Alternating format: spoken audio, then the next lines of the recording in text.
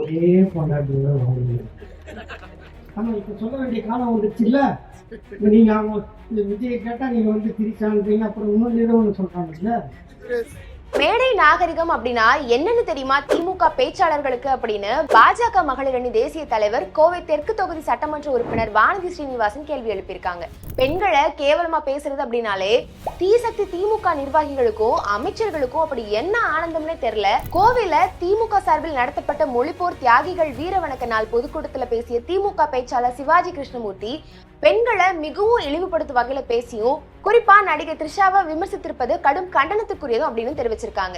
மாற்று கட்சியினரை அரசியல் ரீதியா விமர்சிப்பதை விட்டுட்டு இப்படி வாய்க்கு வந்ததெல்லாம் பேசி தங்களோட தரத்தை தாங்களே குறைச்சு கொள்றதுதான் திமுக நிர்வாகிகளுக்கு வாடிக்கை ஆயிருச்சு. சிவாஜி கிருஷ்ணமூர்த்திய மேடைகள் தோறும் பெண்களை இழிவா பேசுங்க அப்படின்னு யார் உத்தரவிட்டார்களோ தெரியல. பல மேடைகள்ல அவரோட பேச்சு பெண்களை அவமதிப்பதாவே இருக்குது அப்படின்னும், சிவாஜி கிருஷ்ணமூர்த்தி போன்றவங்க அரசியலுக்கே லாய்க்கற்றவங்க, இனியும் இது போல மேடைகள்ல பெண்களை அவமதிச்சு பேசினா வேடிக்கை பார்த்து கொண்டிருக்க மாட்டோம் அப்படின்னு பாஜக மகளிர் தேசிய தலைவர் வானதி ஸ்ரீனிவாசன் தெரிவிச்சிருக்காங்க.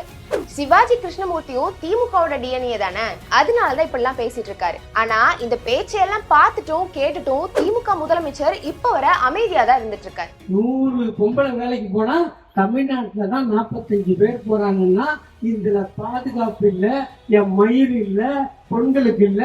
ஏடா நான் விஜய் கேட்கறேன், சீசாமினால என்ன பண்ணிட்டோம்? நீங்க எல்லாரும் ஒரு வேலைக்கு போறீங்களா இல்லையாம்மா? இவ்வளோ ஆம்பளை உட்காந்துருக்காங்க, நான் யாருக்கிட்டனா பேசலாம்? எங்கிட்ட தானே பேசுறேன். ஏன் சொல்லு, இந்த கூட்டம் முடிஞ்சா ஒரு 9 மணிக்கு முடிவு பண்ணிட்டு, இல்லை பழைய மாதிரி 9:45 வரைக்கும் பேசியிருந்தா என் ஆள் டைம் வைப்பான். 9:50 எழுந்து போயிடுவோம். போனால் போட்டு வீட்டுக்கு வந்தால் காலையில இருந்தால் வேலை.